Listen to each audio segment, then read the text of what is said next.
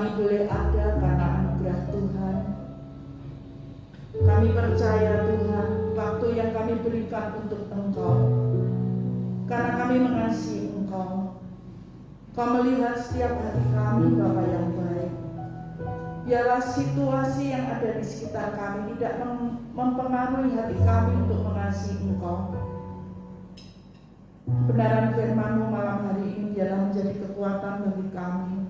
Baik hamba-Mu yang menyampaikan isi hati-Mu, baik setiap hamba-Mu yang mendengar, sama-sama diberkati.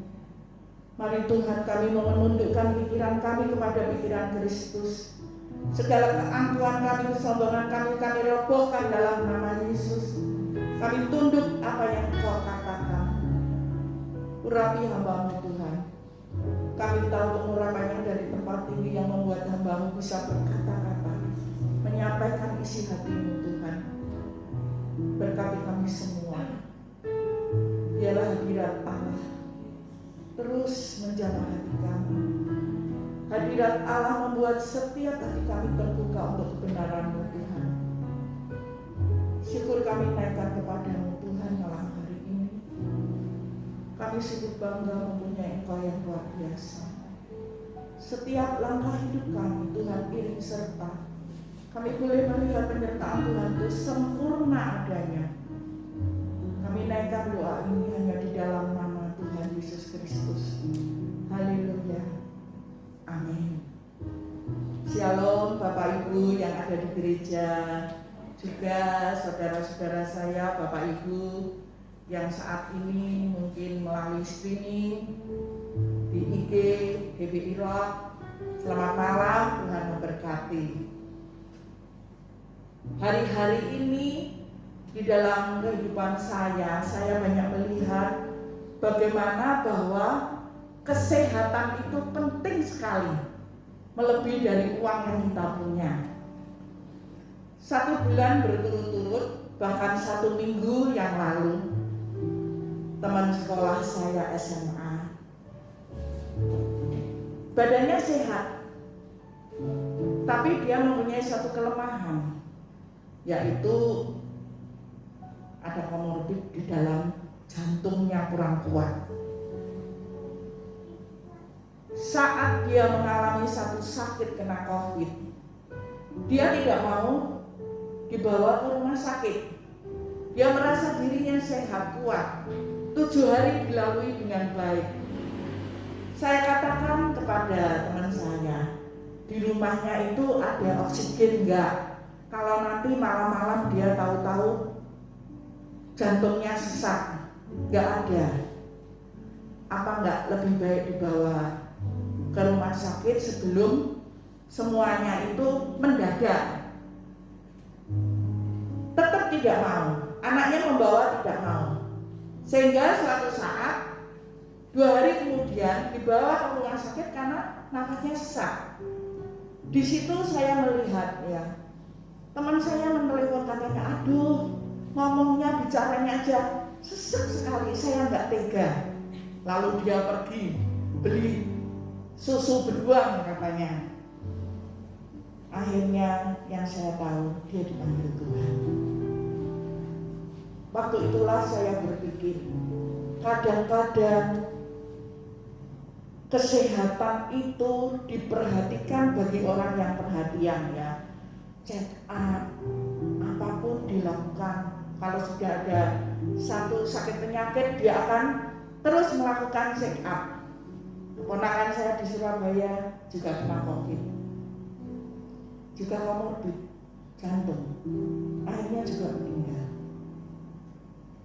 Seperti itulah saya berpikir, adakah kita orang percaya saat ini check up jiwa roh kita?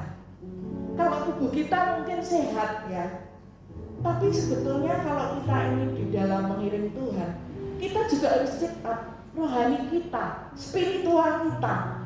Apakah sebetulnya kita ini ada di gereja, pelayanan, melayani, kita merasa bahwa saya sudah memberi yang terbaik buat Tuhan.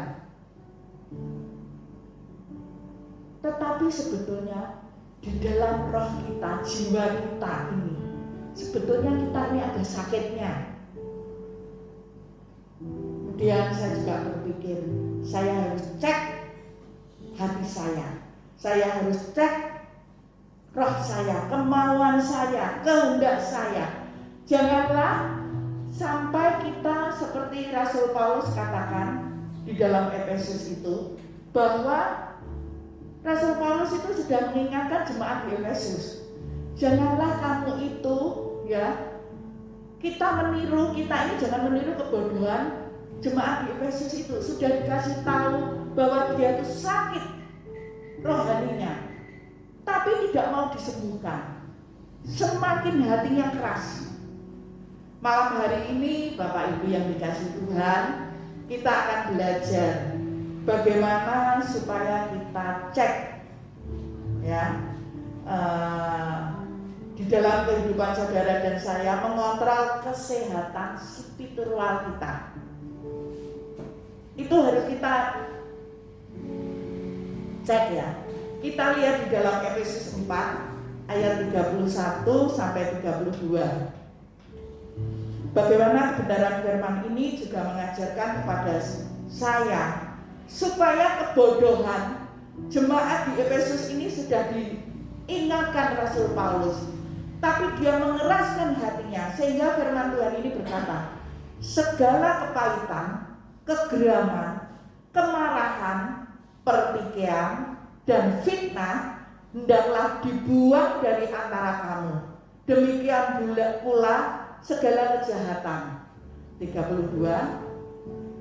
Tetapi hendaklah kamu ramah seorang terhadap yang lain, penuh kasih mesra dan saling mengampuni, sebagaimana Allah di dalam Kristus telah mengampuni kamu. Rasul Paulus dengan tegas mengingatkan jemaatnya di Efesus. Tapi ayat 31 berkata, jangan kita meniru seperti ini. Kita ada di gereja, pelayanan, mungkin kita ingin jadi pendoa juga, tapi di dalam hati kita itu ada kepahitan, ada kegeraman, ada sakit hati, tidak bisa mengampuni. Mari dikatakan, hendaklah kamu ramah seorang terhadap yang lain. Kalaupun ada kesalahan, kita saling mengampuni, sebagaimana Allah di dalam Kristus telah mengampuni kita. Saudaraku, bagaimana kita melihat, saya memperhatikan juga orang yang tidak bisa mengampuni, orang yang hatinya penuh kepahitan, iri hati, dengki, pertikaian, pasti tubuhnya tidak sehat. Beberapa kali saya perhatikan, pasti tubuhnya tidak sehat. Karena apa? Karena di dalam hatinya, karena firman itu berbicara itu kepada hati. Sehingga Tuhan berkata, kasihilah dengan segenap hatimu, baru kekuatan kita. Jadi hati kita ini. Nah, mari kita mengontrol setiap kesehatan spiritual kita ini. Sebetulnya aku ini sehat apa enggak? Kadang-kadang kita bisa cek sehat enggak. Bukan saya yang berkata, tapi firman Tuhan. Kita lihat Efesus 4 ayat 20 sampai 21. Efesus 4 ya. Tetapi kamu bukan demikian. Kamu telah belajar mengenal Kristus. Kita ada di dalam gereja, ada di komsel, ada di doa syafaat, doa malam. Kita ini telah belajar mengenal Kristus. Ayat 21. Karena kamu telah mendengar tentang Dia dan menerima pengajaran di dalam Dia menurut kebenaran yang nyata dalam Yesus. Mari kita mau koreksi. Apakah di dalam kehidupan kita ini kita berpegang pada kebenaran yang sejati di dalam Kristus? Kita berpegang ya. Dikatakan supaya apa yang kita dengar tentang Dia dan kita menerima pengajaran itu di dalam Dia menurut kebenaran yang nyata dalam Yesus. Apa yang kita dengar, kita itu berpegang pada kebenaran itu. Nah, di dalam 1 Timotius 4 ayat 16 firman Allah itu berkata, bagaimana supaya kita ini jangan salah, ya, jangan salah di dalam pengajaran, ya. Awasilah dirimu sendiri. Firman Allah berkata bahwa kita harus mengawasi diri kita sendiri, dan awasilah ajaranmu. Bertekunlah dengan berbuat demikian, engkau akan menyelamatkan dirimu dan semua orang yang mendengar engkau. Jadi firman Allah mengajarkan kepada kita bahwa kita harus mengawasi diri kita. Apa kita ini di dalam mengikut Kristus, mendengar pengajaran yang benar sesuai dengan firman Tuhan. Itu penting. Karena apa? Bisa saja kalau kita mengalami satu masalah, kita tidak bisa membedakan kalau kita tidak sungguh-sungguh berpegang pada kebenaran yang sejati. Bisa terpeleset. Contohnya begini, Bapak Ibu. Saya dulu sebelum menjadi pengenalan firman Tuhan bertambah dan meninggalkan manusia lama dan menjadi manusia baru. Suami saya pelayanan, anak-anak saya pelayanan semua. Suatu saat kita pada saat itu satu kebenaran, harus baptis secara selang. Saya harusnya mengawasi diri saya, mengawasi ajaran, sehingga menyelamatkan diri saya dan semua orang yang mendengar kebenaran firman Tuhan. Saya ditinggal suami saya, anak saya, baptis selang di Surabaya. Saya masih mengeraskan hati saya, nggak mau, karena saya tidak mau tunduk seperti apa yang firman katakan. Tuhan Yesus ada di baptis secara selang, kok saya tidak mau. Saya masih begini. Wujudnya orang yang dibaptis selang, dia punya karakter, juga memalukan Tuhan. Gak ada bedanya. Saya itu masih seperti itu. Tapi puji Tuhannya, setiap saya dulu ada persekutuan di rumah saya pun mesti tanya hamba Tuhan, minta dijelasin sampai saya pada pengajaran yang benar dan pengajar yang benar, tidak asal-asalan. Karena sekarang banyak di sosial media ini, ya, bagaimana hamba Tuhan dikritik, ya, bagaimana tidak sesuai firman. Jadi ketika ada seorang hamba Tuhan mengajarkan kepada saya ayat-ayat itu, saya berdoa, merendahkan diri di hadapan Tuhan dan berkata, selubung yang menutup mata rohani saya itu saya suruh buka. Saudara yang dikasih Tuhan, ketika saya waktu itu baptis mandinya, saya ya nggak mikir apa-apa, baptis gitu. Tapi begitu saya dicelupkan dan saya diangkat, saya itu menangis tidak bisa berhenti. Nangis terus, kenapa ini? Gak bisa berhenti. Disitulah, saudaraku yang dikasih Tuhan, kita harus berpegang pada kebenaran yang sejati. Bukan apa kata orang, tapi apa kata firman yang tertulis itu. Sehingga itu menyelamatkan diri kita dan menyelamatkan orang lain.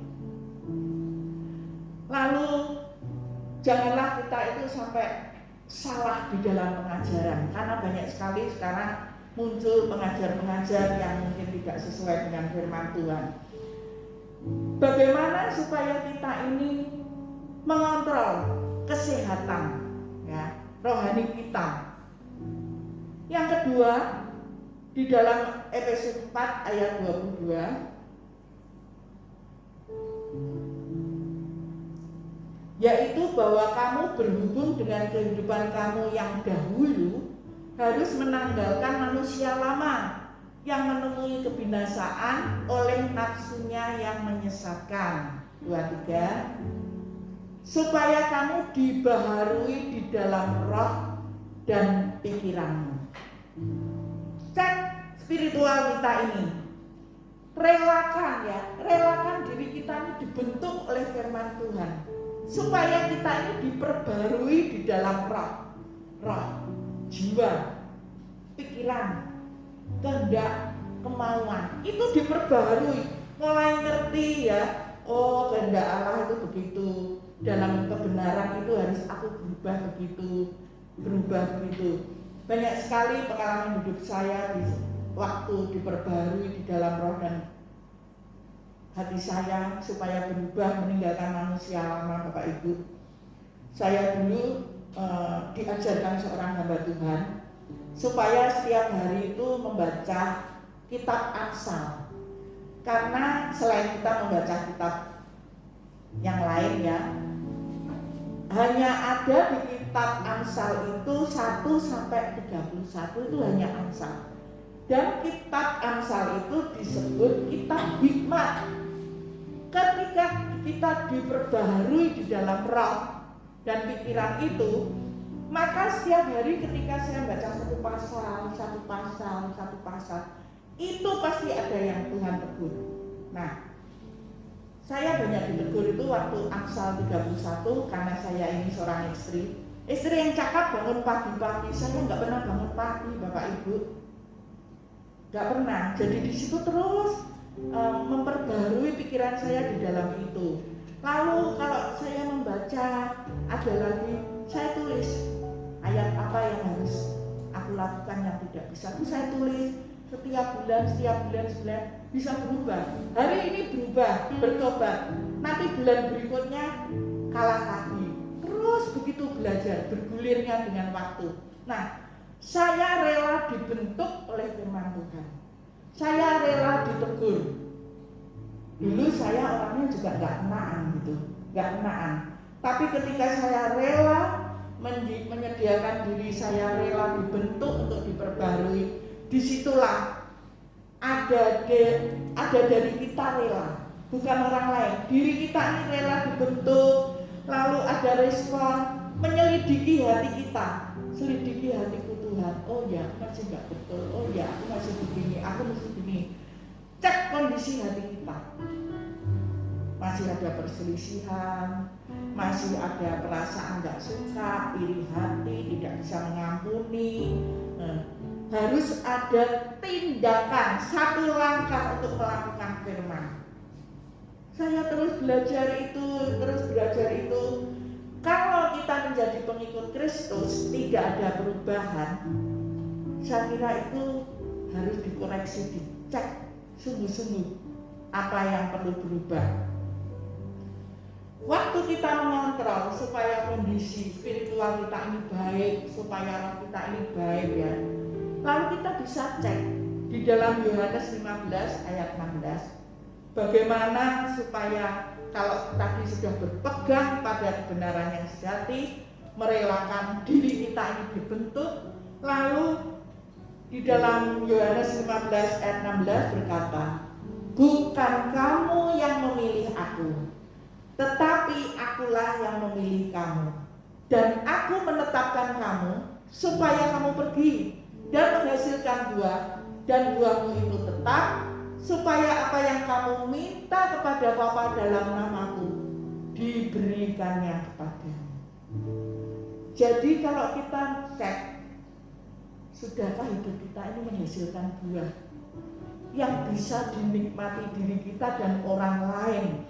Harus berbuah bagi Allah, harus berbuah bagi sesama kita, harus berbuah roh kita ini jadi identitas kita. Lalu orang melihat, karena itu di dalam melayani diri sendiri juga melayani orang lain ya.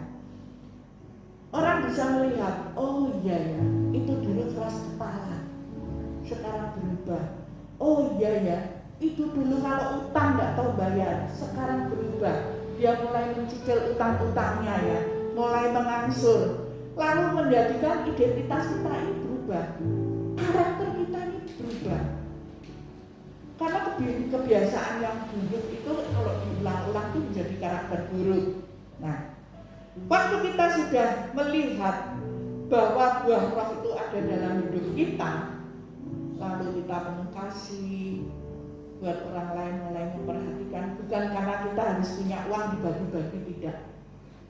Karena kita bisa mulai memperhatikan, mendoakan ya, lalu bisa memberikan satu kekuatan di dalam menghadapi masalah. Itu ada di dalam diri kita. Mulai mempunyai hati kepada jiwa-jiwa. Mulai, mungkin kita di gereja kita nih siapa ya yang lama hilang, mulai diperhatikan itu. Nah, seperti itulah membuat bahwa kita mempunyai kekuatan bertaut penuh kepada Sang Pemberi kehidupan kita. Tahu bahwa hidup kita ini kedaulatan di tangan Tuhan. Gak bisa kita berdoa, Tuhan aku minta panjang umur, Tuhan aku minta sehat. Itu selalu doa kita. Tetapi kita harus sadar bahwa kita bertaut penuh kepada Sang Pemberi kehidupan kita. Sehingga di dalam diri kita punya, di dalam Mazmur 23 punya gembala yang baik. Ya. Di mana dikatakan bahwa Tuhan itu adalah gembalaku. Takkan kekurangan aku.